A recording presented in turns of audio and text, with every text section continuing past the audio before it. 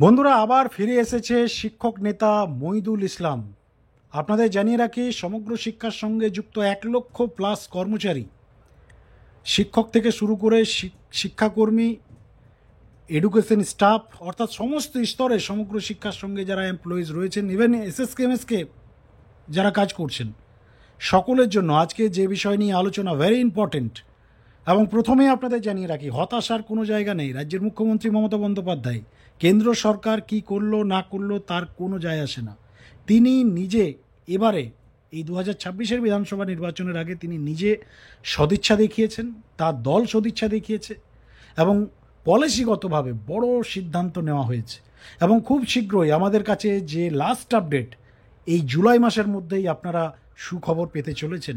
একদম 100% চান্সেস রয়েছে জুলাইয়ের মধ্যেই, যদি মিস্টেক হয় আগস্টের 15 তারিখ লাস্ট, অর্থাৎ ফার্স্ট উইক সেকেন্ড উইক, আমরা গতকালকেও জানিয়েছি। তার আগে যথারীতি যে সকল বিভ্রান্তিকর আপডেট আসছে, আপনারা মাথা খারাপ করবেন না, হতাশ হবেন না। বন্ধুরা, আজকের আমাদের যে আলোচনা সেটা হচ্ছে, আবার মার্কেটে ফিরে এসছে শিক্ষক নেতা মইদুল ইসলাম। আপনাদের সকলের আশা করি মনে থাকবে, 2021 সালের বিধানসভা ভোটের আগে মইদুল ইসলামের ঝড়ো ইনিংস, নবান্ন অভিযান, জেলায় জেলায় ডেপুটেশন, ওএসডির সাথে বৈঠক, নবান্ন বৈঠক, বিকাশ ভবনে বৈঠক, বিকাশ ভবনে শিক্ষিকাদের বিষপান থেকে শুরু করে যে কালীঘাটের যে নর্দমা, সেখানে শিক্ষকদের কর্মসূচি, একাধিক নজিরবিহীন কর্মসূচি করে মইদুল ইসলাম একটা বড় পপুলারিটি পশ্চিমবাংলায় কন্ট্রাকচুয়াল সেক্টরে পেয়েছিল। এবং তারপর ইতিহাস আপনাদের সকলের জানা, 2021 সালের বিধানসভা ভোটের আগে তিনি আইএসএফ যে নতুন রাজনৈতিক দল, সেই আইএসএফের মুখপাত্র হন। মুখপাত্রের পর তাকে এমএলএ অর্থাৎ বিধায়কের টিকিট দেওয়া হয়। বিধায়কের টিকিট পেয়ে তিনি লড়াই করেন 2021 বিধানসভা ভোটে, গোহারা হেরে যান। এবং তারপর 2021 সালে যখন পুনরায় তৃণমূল কংগ্রেস ব্যাক করে পশ্চিমবাংলায়, তৃণমূল কংগ্রেসে যোগদান করেন তিনি। শিক্ষকদের মধ্যে খবর একটা ছড়িয়ে দেওয়া হয় যে যেহেতু টিএমসি ক্ষমতায় এসছে, তাই টিএমসির কাছ থেকে, অর্থাৎ তৃণমূল কংগ্রেসের কাছ থেকে যদি কিছু দাবি আদায় করতে হয়, তাহলে শাসক দলের অভ্যন্তরীণে ভেতরে প্রবেশ করেই সেটা করতে হবে। মইদুল ইসলাম মাদার কমিটিতে যোগদান করেন। শিক্ষামন্ত্রীর উপস্থিতিতে আপনারা সকলেই জানেন তৃণমূলের ঝান্ডা ধরেন, এবং তার টোটাল টিম, সেলিম পাইক থেকে শুরু করে, বুবাই কোলে থেকে শুরু করে, অনিমা নাথ থেকে শুরু করে, ছবি চাকি থেকে শুরু করে, তার টোটাল যে টিম, সেই টোটাল লবি, শিক্ষকদের টোটাল লবি তৃণমূল কংগ্রেসে যোগদান করে। পরবর্তীকালে আপনারা সকলেই জানেন তাকে তৃণমূল কংগ্রেসের যে খেলাধুলোর যে কমিটি রাজ্যের, সেই কমিটির প্রধান করে দেওয়া হয়। কিন্তু 1-2 বছর, একটা দুটো টার্মের মধ্যেই ছন্দপতন হয়, তাকে সেখান থেকে বের করে দেওয়া হয়। তৃণমূল পার্শ্ব শিক্ষক সমিতির 2-3টে লবি হয়ে যায়, একটা রমিউল ইসলামের টিম, একটা মইদুল ইসলামের টিম। বুবাই কোলেকে কার্যকরী সভাপতি করা হয়। কিন্তু বর্তমান যে লাস্ট আপডেট আপনাদের জানিয়ে রাখি, শিক্ষামন্ত্রী ব্রাত্য বসু মইদুল ইসলামকেই দায়িত্ব দিয়েছেন। রমিউল ইসলামকে দায়িত্ব দিয়েছেন। যে অফিসিয়াল, যে এই মুহূর্তে তৃণমূল কংগ্রেসের যে পার্শ্ব শিক্ষক, এসএসকে শিক্ষাবন্ধু, অর্থাৎ সমগ্র শিক্ষার যে দায়িত্ব, সেটা রমিউল ইসলামকে দেওয়া হয়েছে। মইদুল ইসলামের টোটাল টিম ব্রাত্যই থেকে গেছে, তাদেরকে বাদ দিয়ে দেওয়া হয়েছে, সরিয়ে দেওয়া হয়েছে। কিন্তু তারাও দাবি করে আমরাও শাসকপন্থী। সেলিম পাইক থেকে শুরু করে, বুবাই কোলে থেকে শুরু করে, তার টোটাল যে টিম, তারা এখনও দাবি করেন যে তারা শাসকপন্থী। এবং মইদুল ইসলাম বর্তমানে ডায়মন্ড হারবারে জেলাভিত্তিক রাজনীতি করছেন, এবং অভিষেক বন্দ্যোপাধ্যায় ঘনিষ্ঠ হিসেবে লোকাল জায়গাতে পরিচিত।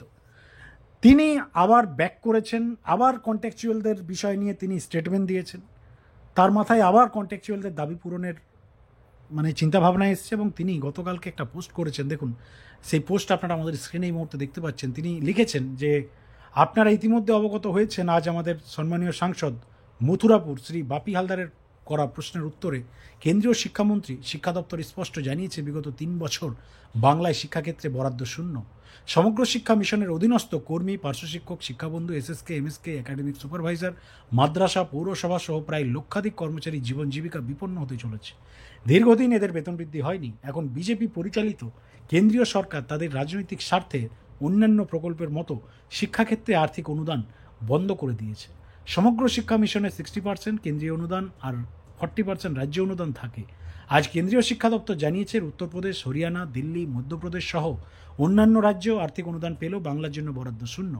শিক্ষা যৌথ তালিকাভুক্ত হওয়া সত্ত্বেও সংকীর্ণ রাজনৈতিক স্বার্থে বিজেপি দ্বারা পরিচালিত বাংলা বিরোধী সরকার এই ঘৃণ্য পদক্ষেপ নিয়েছে। এর তীব্র প্রতিবাদ দরকার, অন্যথায় বেতন বৃদ্ধি তো দূরের কথা, সামান্য যা বেতন ভাতা আপনারা পাচ্ছেন সেটা বন্ধ হওয়ার মতো পরিস্থিতি তৈরি হবে। লক্ষাধিক সমগ্র শিক্ষা মিশনের কর্মীদের জীবন জীবিকা নষ্ট হয়ে যাবে। এই মুহূর্তে আমাদের উচিত দ্রুত রাজনৈতিক সংকীর্ণতা সরিয়ে ঐক্যবদ্ধ হয়ে রাজ্যের দৃষ্টি আকর্ষণের পাশাপাশি কেন্দ্রীয় সরকারের তীব্র আন্দোলন সংগঠিত করা। ইতিপূর্বে 100 দিনের কাজের বকেয়া টাকা সহ বাংলা আবাস যোজনার কেন্দ্রীয় টাকা মেটানোর দাবিতে আমাদের নেতা সর্বভারতীয় তৃণমূল কংগ্রেসের সাধারণ সম্পাদক শ্রী অভিষেক বন্দ্যোপাধ্যায় যেভাবে কেন্দ্রীয় গ্রামান্বয়ন দপ্তরের ডেপুটেশন, দিল্লির যন্তর মন্তরে বিক্ষোভ ও রাজভবনের সামনে ধর্ণা দিয়েছিলেন, সেরূপ তার দেখানো পথে আমাদের কর্মসূচি গ্রহণ করে শিক্ষাক্ষেত্রে কেন্দ্রীয় আর্থিক বঞ্চনার প্রতিবাদে তীব্র আন্দোলন সংগঠিত করতে হবে। তা না হলে সকলের জীবন জীবিকা বিপন্ন হতে পারে। মহিদুল ইসলাম বিশিষ্ট শিক্ষক নেতা এই স্টেটমেন্ট তিনি দিয়েছেন, অর্থাৎ তার বক্তব্য যে কেন্দ্র সরকারের যে বরাদ্দ সেটা বাংলায় শূন্য, কোনো টাকা আসেনি, যার ফলস্বরূপ ভাতা বৃদ্ধি তো দূরের কথা, যেটা পাচ্ছেন সেটাও বন্ধ হতে পারে। এবং এই মুহূর্তে আমাদের দরকার দিল্লিতে গিয়ে কেন্দ্র সরকারের বিরুদ্ধে আন্দোলন করা।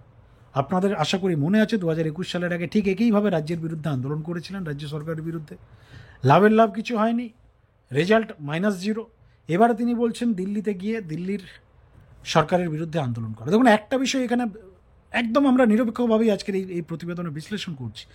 দিল্লিতে মহিদুল ইসলামের যে আন্দোলন সেটা যদি করা হয়, কন্ট্রাকচুয়াল সেক্টরের প্রতি মমতা বন্দ্যোপাধ্যায়ের একটা পজিটিভ মেন্টালিটি থিঙ্কিং তৈরি হবে, এটা যেমন বাস্তব সত্য। একাধারে মহিদুল ইসলাম শিক্ষক নেতা, তিনিও কিন্তু এখানে বিরাট বড় ফুটেজ পেয়ে যাবেন, বিরাট বড় ফুটেজ পাবেন। কারণ দেখুন, শত্রু সূত্র মিত্র হয়, এটা একদম স্বাভাবিক কথা। মহিদুল ইসলাম এই মুহূর্তে যদি বিজেপির বিরুদ্ধে বড় আন্দোলন করতে পারে দিল্লিতে গিয়ে, তাহলে দলের কাছে আবার সে হাইলাইটেড হয়ে যাবে। এবং আগামী দিনে তার যে অ্যাম্বিশন, হয়তো টিকিট থেকে শুরু করে বিধায়ক পদ থেকে শুরু করে আরও যদি কিছু থেকে থাকতে পারে, সেটা হয়তো অ্যাচিভ করা খুব মানে ইজিলি ব্যাপার হয়ে যাবে। এখানে দেখুন, প্রশ্ন একটাই, যে কর্মসূচির কথা বলা হয়েছে, এই কর্মসূচিতে আমাদের প্রেডিকশন, আমাদের সার্ভে 100% জেনুইন এবং করা উচিত। দিল্লির বিরুদ্ধে আজকে নয়, আজ থেকে 3-4 বছর আগেই করা উচিত ছিল, বা লাস্ট 5 ইয়ার্স আগেও করা উচিত ছিল। কেন এত লেটে, বা ভোটের সামনে কেন? এটাই হচ্ছে বড় প্রশ্ন। সমগ্র শিক্ষা কেন্দ্র সরকারের প্রজেক্ট, এই নিয়ে কোনো সন্দেহ নেই। দিল্লির বিরুদ্ধে আন্দোলন করাই যায়, দিল্লির বিরুদ্ধে প্রতিবাদ করাই যায়, কারণ তারাও যথেষ্ট দায়ী এই সমগ্র শিক্ষা কর্মচারীদের ভাতা বৃদ্ধি বা একটা ভালো বেটার জায়গা তৈরি না হওয়ার পেছনে। কিন্তু ভোটের মুখে কেন এতদিন মহিদুল ইসলাম চুপ ছিলেন? লাস্ট 2 বছর 3 বছর কেন সাইলেন্ট ছিলেন? কেন সামনে আসেনি? এই প্রশ্নগুলো কিন্তু বন্ধুরা উঠছে, এবং সাধারণ শিক্ষকরা এই প্রশ্নগুলো করছে।